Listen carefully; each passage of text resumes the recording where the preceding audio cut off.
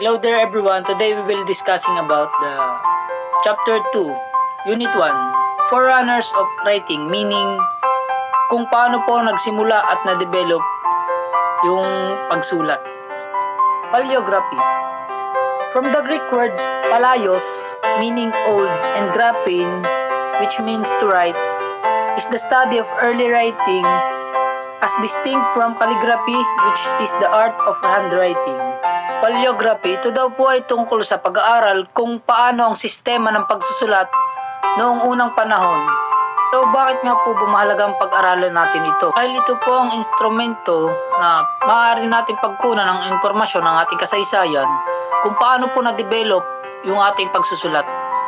Paleography further focuses on handwriting done on such materials as papyrus.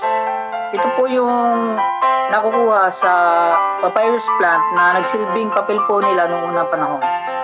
Parchment, sheepskin or goatskin, or yung mga balat po ng hayop. Vellum calfskin, wax tablets, or paper. It generally excludes casual graffiti or pigraphy, the study of engraved inscriptions. It is petrograms if drawn or printed on the surface of rocks, and petroglyphs if cut into the rock. Primitive drawings have been found in every continent except Antarctica. In contemporary usage, graffiti or singular graffito from the Italian graffio, meaning a scratch, refers to handwriting or images on the walls or surfaces of a public area such as buildings, parks, toilets, and trains. They are usually political or sexual in content. A lover's pledge, a proposition, or obscene words. So yun po, petrograms kapag po nakaprint o ang larawan ay nasa ibabaw ng bato. Kapag nakaukit naman po, ito po ay petroglyphs. At kapag nasa dingding naman po ang mga larawan o handwriting, ito naman po yung tinatawag na graffiti. Development of handwriting and system of handwriting. Handwriting is the result of a very complicated series of acts being as whole, a combination of certain forms of visible, mental, and muscular habits acquired by long, painstaking efforts.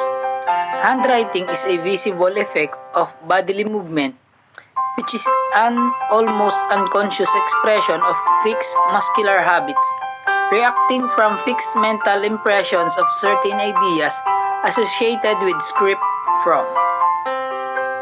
Physiological basis of handwriting production.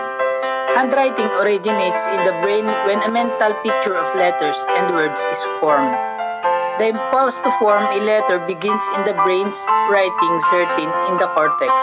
This center akin to brain areas that control vision, hearing, talking, and walking, guides the muscles as they weave through the complex movements that make the words. Since writing begins in the mind, emotions and attitudes are both part of the mind, influence how we write just as they influence how we walk and talk. The signal to try to duplicate the mental picture is sent to the arm and the hand through the muscles and nervous system.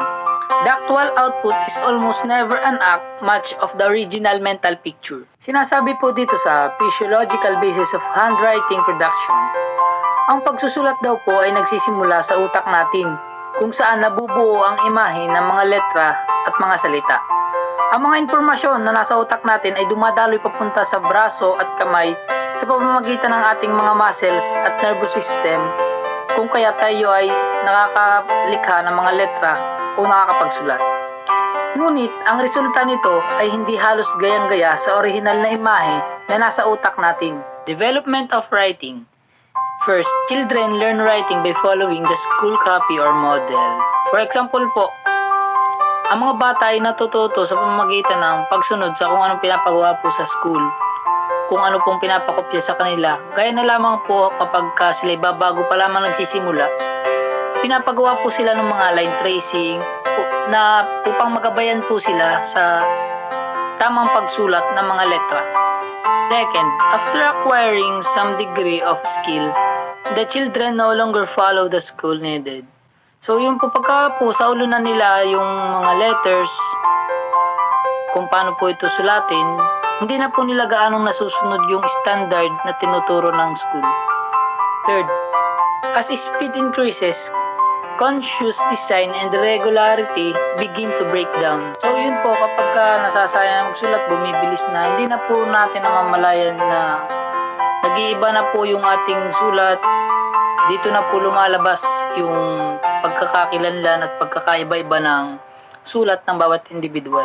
Fourth, in the course of trial and error, modifications are made, simplifications and elaboration. Additions and omissions occur. Ito na po yung kapag nakakapag-construct na tayo o nakakagawa na tayo ng ating sariling mga pangungusap, na kung saan tayo ay nagdadagdag na, nagbabawas o nagpapaiksi ng mga salita. The writing pattern of each child embodies a unique combination of such deviation from the standard letter forms or school model and become his personal habits. System of handwriting. The combination of the basic design of letters and writing movement as taught in school. System of early American handwriting. There are 4 main divisions in American writing. First, Old English round hand. The first division, or that the early part of the century, retained the characteristic of the so-called Old English round. Handwriting was in fact an Italian hand popular in 1840. In numerous ways, resembles some of the English writing of today. This is the example of Old English round hand. Second, modified round hand. The second American division, a modified round hand and includes, among others, the early editions of the Spencerian and the Payson, Danton, and the Scribner copybooks.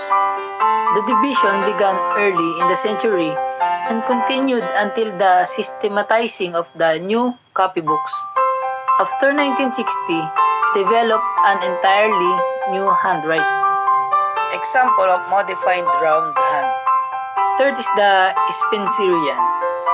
Third division, or what is commonly called Spencerian, brought forward an almost entirely new alphabet or letter forms and many other distinct and entirely new features. This change came about the development and modification of the 2 leading copybook systems in the direction of simplicity, by the omission of extra strokes and flourishes, and a general tendency toward plainer letters than the immediately preceding systems, some of which were very ornate. Example of Spencerian. Fourth, modern vertical writing. The fourth and last distinct writing change of the century, from about 1890 to 1900s, covers the development of modern vertical writing, an entirely new style which will affect the handwriting of this century with more or less force for many years. This new system, different from any system that preceded it, and at first highly praised, lasted as a school system only about 10 years. Example of modern vertical writing. Again, the 4 main divisions in American writing are Old English roundhand, modified roundhand, Spencerian, and modern vertical writing. Next is the other system of handwriting. First is the arm movement writing, and the second one is the angular style of writing. Next is modern handwriting system. Users can now just write a character on a graphic tablet and see that character appears on the computer screen. As we know, handwritten Chinese characters may be quite different from the formal printed forms, but this is no problem. As long as users get the stroke order of the characters right, it will appear correctly on the computer and define its own characters. Dahil sa modernong panahon natin ngayon, hindi lang sa papel tayo maaari magsulat. Ngayon, pwede na din tayo magsulat sa graphic tablet na kung saan ay may connect ito sa computer at madali itong ma-access. Popular systems. Wisdom Pen Chinese Handwriting Recognition System enables Chinese writers to input Chinese characters into a computer in the most natural way. They can write in their natural handwriting. Users can even write in their natural cursive style. Sa tulong po nitong Wisdom Pen Chinese Handwriting Recognition System, nakakatulong po ito sa mga Chinese writers na kung saan po ay natural nilang naiilagay sa computer yung kanilang pamamaraan ng pagsusulat. Next is Unit 2, the identification of handwriting. Handwriting is a neuromuscular process that originates in the brain. Some researchers have called it brain writing. Handwriting identification defined.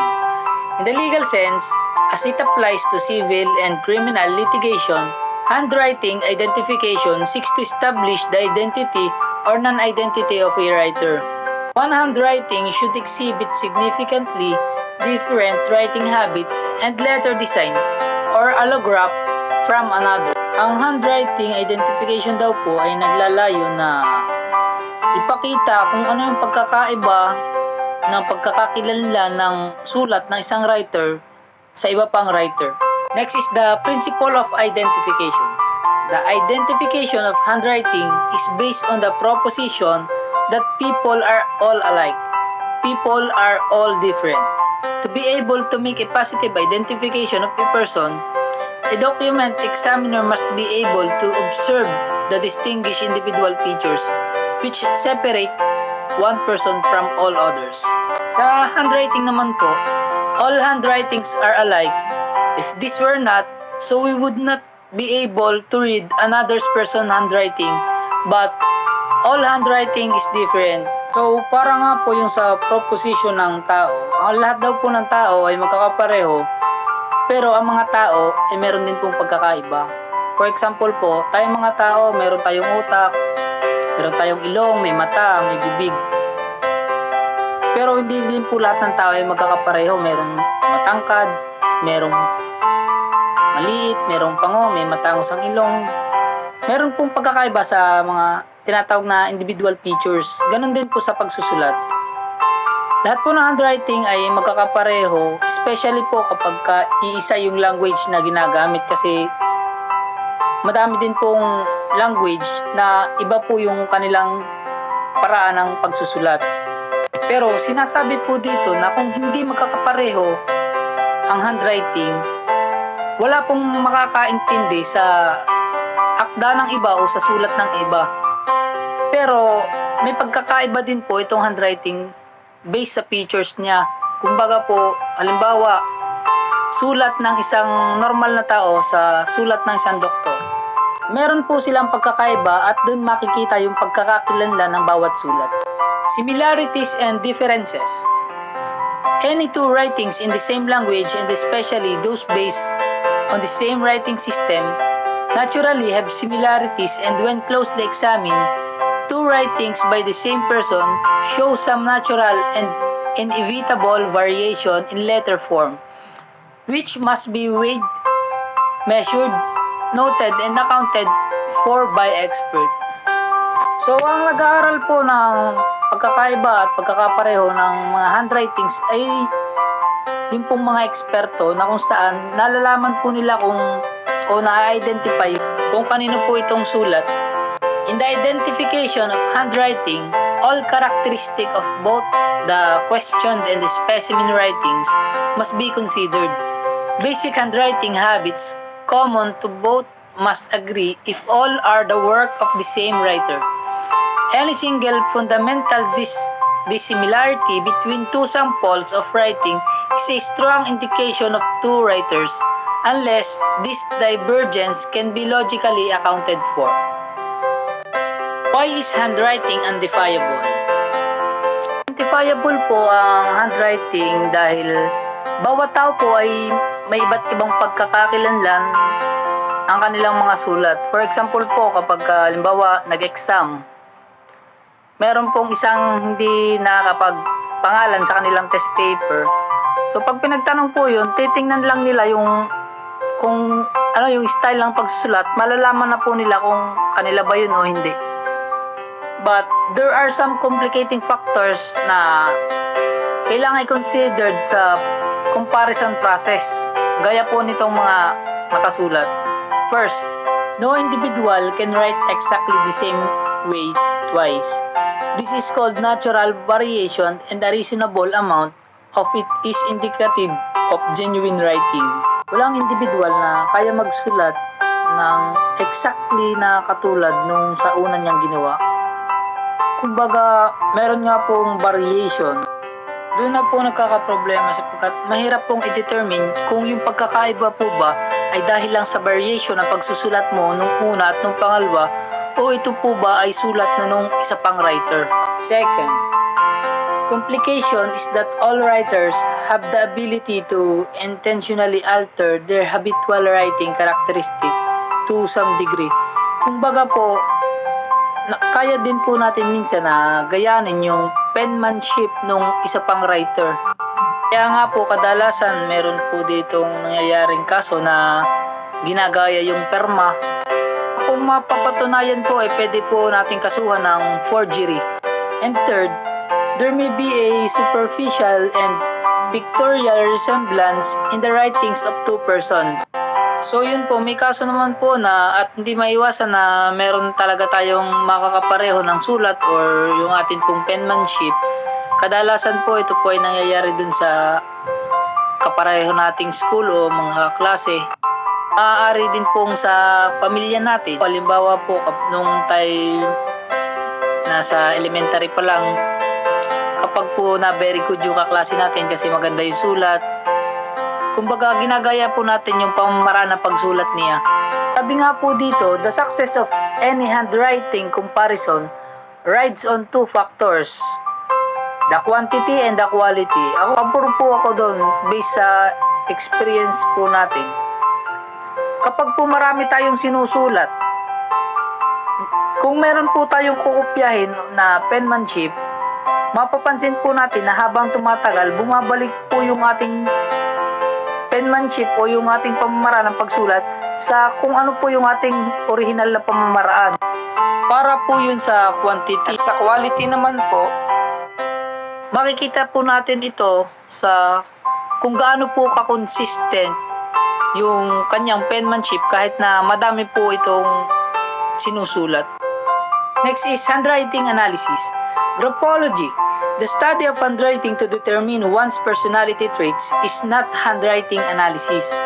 Handwriting analysis looks at letter formations, connecting strokes between the letters, upstrokes, retraces, downstrokes, spacing, baseline, verbs, size, distortions, hesitations, and a number of the other characteristics of handwriting. Kung makikita po natin sa examples, meron po dyang flying start, ray race, upstroke, loop, downstroke, connector, flying stop, and spacing. So what can be determined from a handwriting examination? First is a particular person is the writer of the question documents. Yung writer daw po mismo. Next is a particular person is not the writer of the question documents. Madidetermine daw po kung alin yung hindi mismong writer.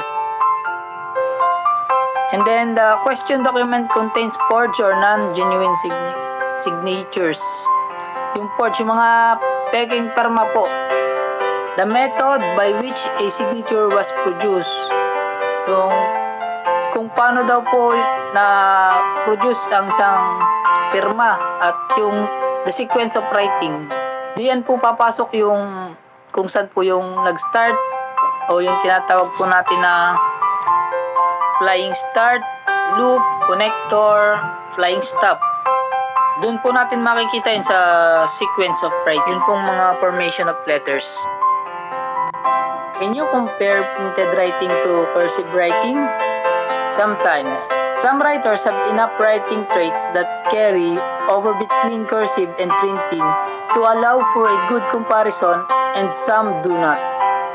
It may be possible to identify the writer of a cursive writing by comparing with the hand-printed writing, but it would not be possible to eliminate a writer as the author of a document with this method.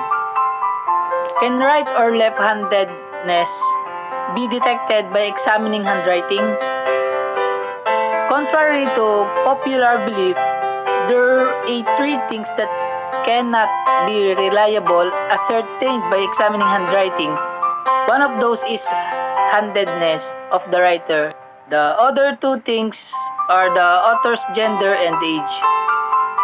So, yun daw po, hindi daw po kayang i-detect kung yung handwriting ay sulat ng isang left-handed or right-handed.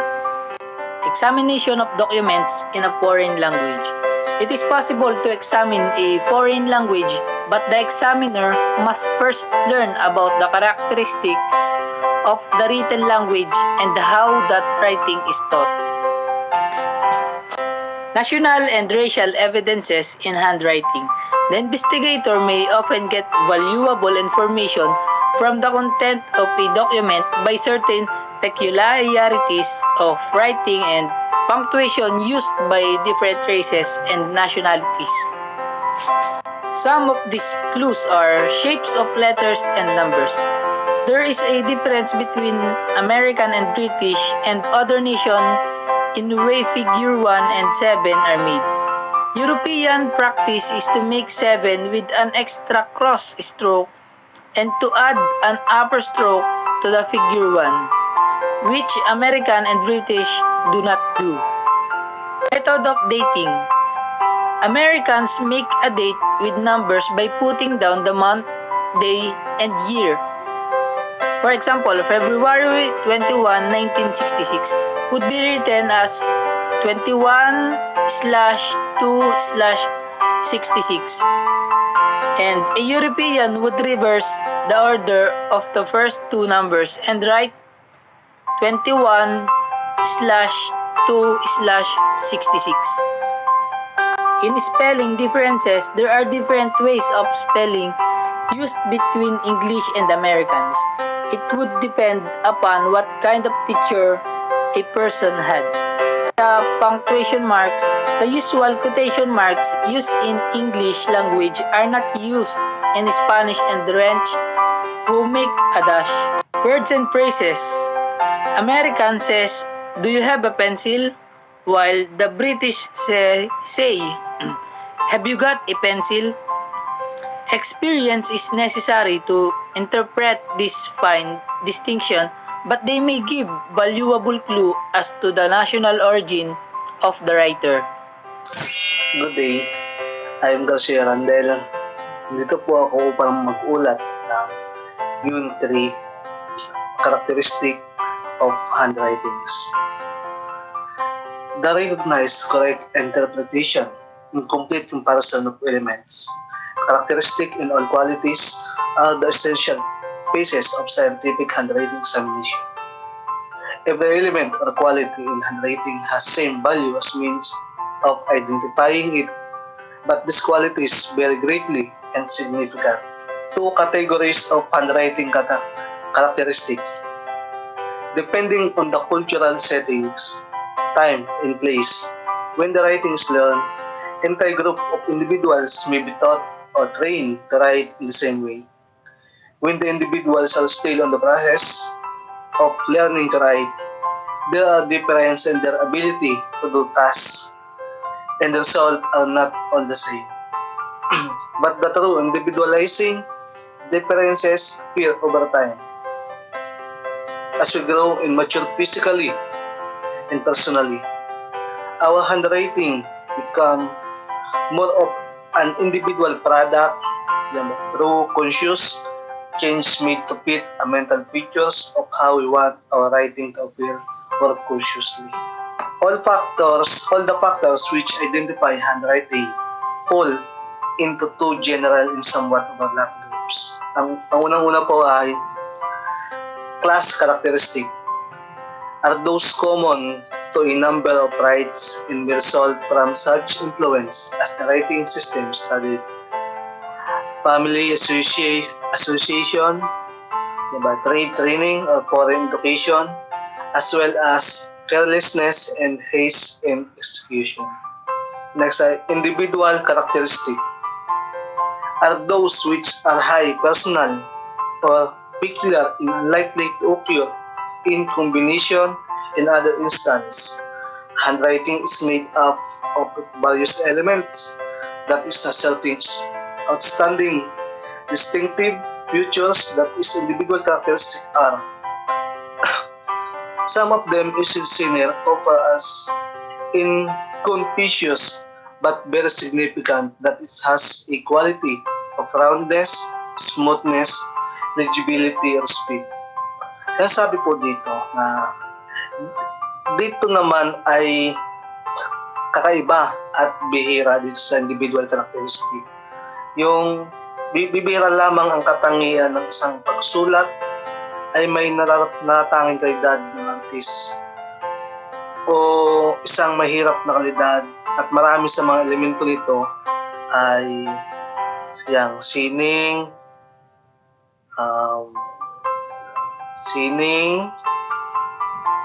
tapos at nakabatay sa isang particular na system. Yun po ang sasabi dyan. Form that is peculiar in rare characteristic that a writing has distinctive artistic, backward and clumsy quality that numerous of its elements are arts or in our base peculiar system. Sinasabi po dito, ano ko po yung individual elements. Nasabi po dito na ang handwriting ay binubuo, ang handwriting dito ay binubuo ng iba't ibang mga elemento. Yan. Ito ay individual na katangian. Ang ilan sa mga ito ay madaling makita, ngunit ang mga operative ay hindi kapansin-pansin. Ngunit napakamakabuluhan. Ang qualities nito ay yung roundness, smoothness, legibility or speed. Ito, yan ba? Stroke structure. Stroke structure, letter by letter comparison. Yan ba? Ito po yung series of line or curve within the letters of the alphabet.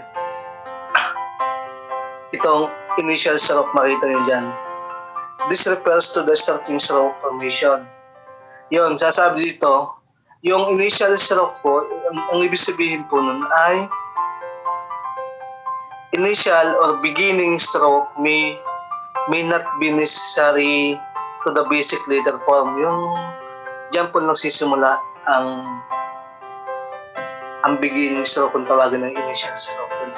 Yan po ang sample din sa gilid natin. Nakikita niyo naman yung starting stroke, tapos end, may upper siya, may down. Yan po ang formation po ng initial stroke ay upward initial stroke. Initial stroke with a bird stroke, downward initial stroke with a spur. Number 2, connecting stroke. Stroke that connects letter in cursive writing. May dalawang itong connecting stroke na to. Ang una ay rounded connecting stroke. Padalawa ay elliptical and oval connecting stroke. Makikita nyo po, ang connecting stroke po ay ang connecting stroke po ay ito naman yung katulad ng pinlits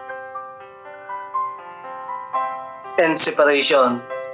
This analyze whether or not the capital letters are connected to lowercase letters at kung yung mga words ay konektado. Yung para makita niyo po dito sa sample dito. Yan po ang sample na connecting stroke natin. Okay. Rounded connecting stroke. Yan po.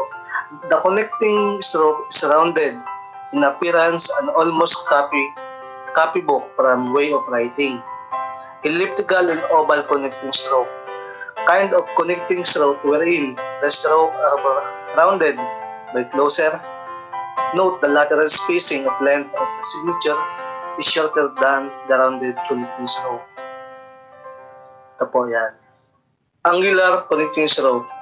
Stroke shows an angle formation showing a signature that is shorter in length or short lateral spacing. Number 3, terminal stroke. The last stroke is a signature. Ito po yung sasabi na kahuli-hulihan sa na-stroke or sa pagpirma or signature. Yan po yun. Yung signature natin sa ano.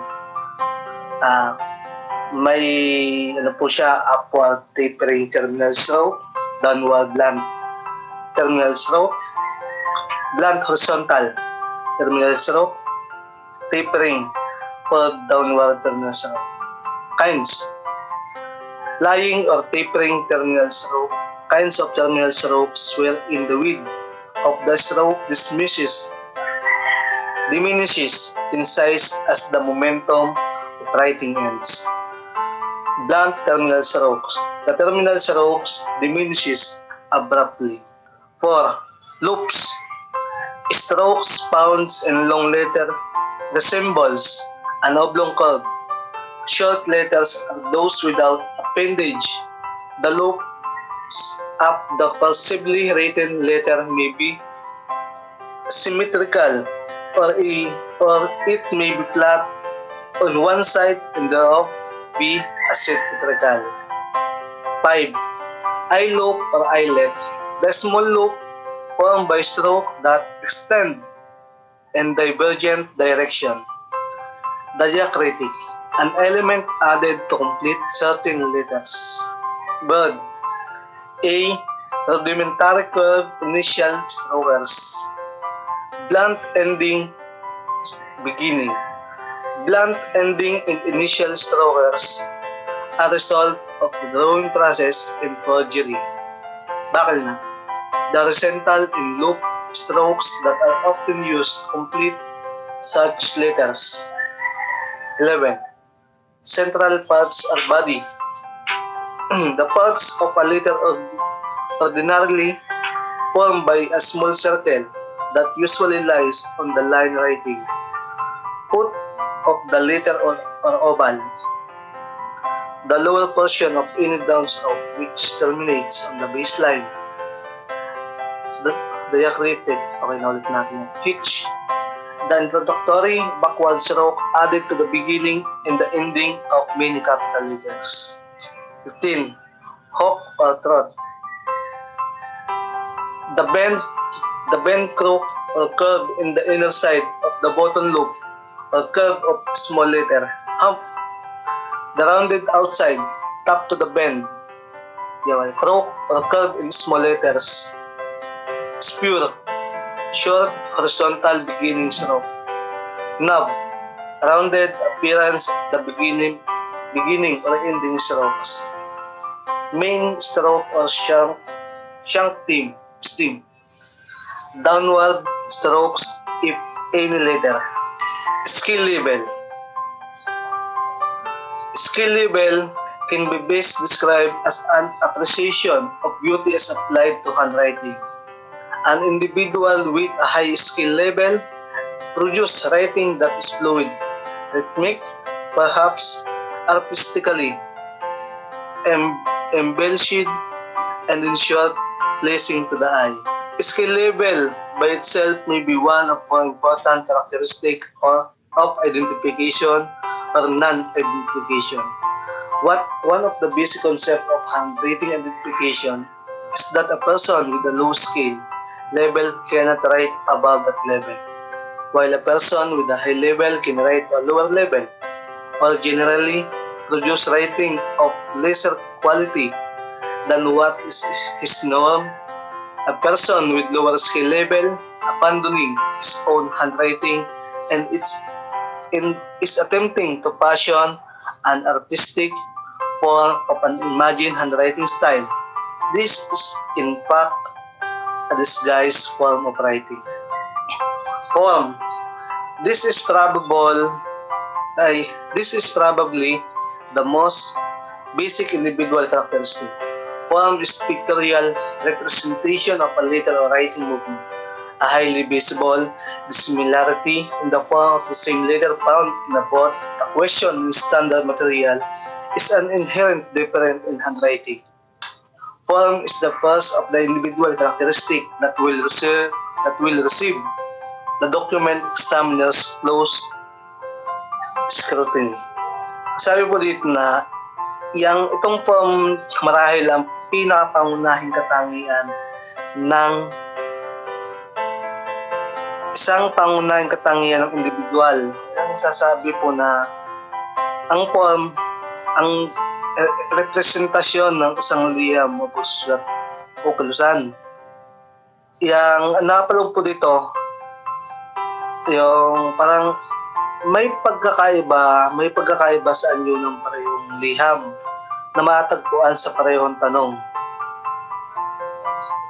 At standard material ay isang tiyak na pagkakaiba sa sulat kamay.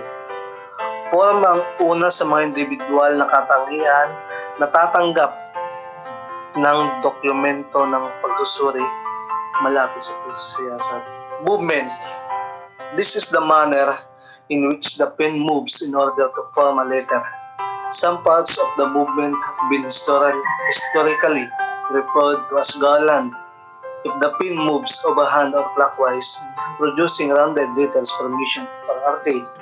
If the pen moves underhand or counterclockwise, producing sawtooth letter formation.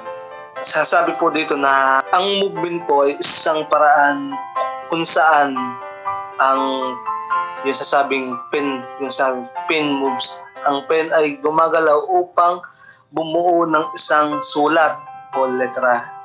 Ang ilang bahagi nito ay tinutukoy bilang nakita nyo, garland, kung saan ang pen ay gumagalaw ng labis o paikot, gumagawa ng mga ikot, yung pen na may ikot na yan. Tapos paikot, o kung tawagin natin ay arcade. Kung gumagalaw ang ballpen sa ilalim ng, makita ito sa kamay, dito ang ballpen. Ito. Yung ballpen kasi ay parang umiikot sa ilalim ng ating ito sa ilalim nating kamay. Yan. Yung pulong movement. Kinds of movements. Ayun, sinabi ko sa inyo kanina yung movements. At nandun yung kung paano gumalaw. Andito ngayon naman po ay ang kinds of movements. These four movements are employed in combined at greatly differing degrees of speed and skill by different writers, and altogether make an extended variety of movement habits. 1. Finger movements. Finger movements is that method of writing in which the letters are made almost entirely by the action of the thumb in the first and second finger, the actual motion extending to the second and slightly to the third joints. Makikita nyo po ang yan mamaya sa next slide. Ang ibig sabihin lahat ng yan. Yung finger movements, hand movements, writing, muscular movement, movements. Hand movements, writing. It's thus produced in most part by the action of the hand as a whole with the wrist as a center of action, but with some action of the fingers, most of the illegible, scratchy, angular writing of woman is produced by the hand movement. Forearm or muscular movement is a writing that comes mainly from the shoulder, but is the movement of the hand in the arm with the arm supported by the desk on the occlusion, like muscular portion of the forearm with the elbow as the center of lateral swing or motion. Whole arm movements is writing is the action of the entire arms without rent in forearms. Ito. It's obvious that the motion in its source are nearly the same as in the whole arm, but the forearm rests on the support disc of table. Ito. Makikita nyo po dito sa sunod na slide yung sample ng kind of movements. Ito. Yang nag-video po ako ng sarili ko dahil wala akong makita sa Google. Kaya testing po ako mag-video. Bali ito po yan po ang finger movement. Makikita nyo po dyan na ang gumagalaw lang ay daliri. Yan. Parang sinusuportahan po siya sa ilalim ng third finger. Tapos nakasupport yung dalawang daliri na yan. Tapos masunod po natin ay ito, hand movement writing.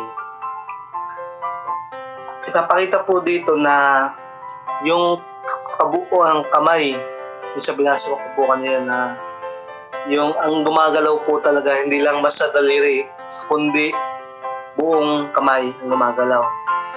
Yan po mga sample na ginawa ko. Tapos ito po yung forearm or muscular movement.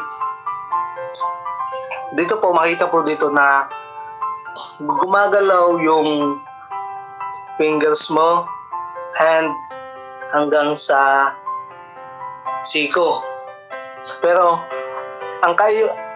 baka po kayo malito dito sa dalawang ito, whole arm saka forearm. Dahil ang forearm po ay yung siko nakatukod, dito sa isa ay hindi. Panoorin po natin.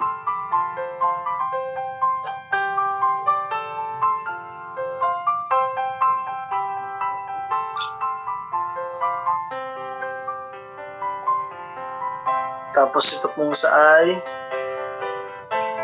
hindi po nakalapat yung siko.